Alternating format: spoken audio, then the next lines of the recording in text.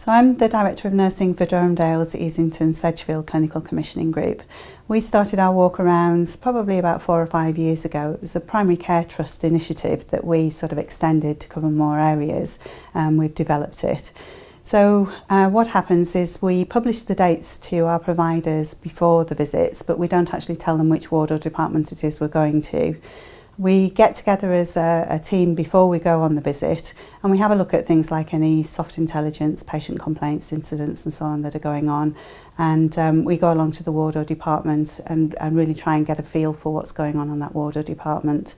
The reason we decided to do it in that way was we feel as a clinical commissioning group that you really can't experience the quality and see what the patient's experience is without going to visit the ward or department and actually find out for yourself. So during the visit, we try to use evidence-based questionnaires. So we would use things like the 15 steps questionnaire or maybe a safeguarding toolkit based on the GP toolkit, something along those lines.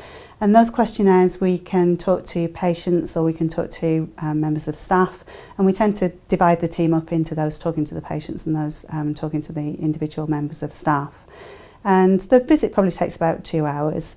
At the end of the 2 hours, we'll get back together again as a team, just chat through what each other's found, get some general impressions of the ward or department. Anything that's immediately of concern to us, we would feed back to the matron or whoever's in charge of the ward on the day. And after that, we produce a report which is fed back by the various mechanisms within the trust, and we keep a track on that just to make sure that all the actions are followed up and that people do really take notice of our visits. So finally, for anyone who's actually thinking of setting up one of these visits or scheme of visits, there's a few things I would sort of give you hints on. First of all, it's important to be respectful of the ward or department that you're going to, and if they've got a policy such as bed below the elbows, everybody who's on the visit with you needs to adhere to that policy. Secondly, we try and coordinate things so that we're not visiting different departments on different days, and make sure that we're not all visiting one department so you don't get loads of people on one department at the same time.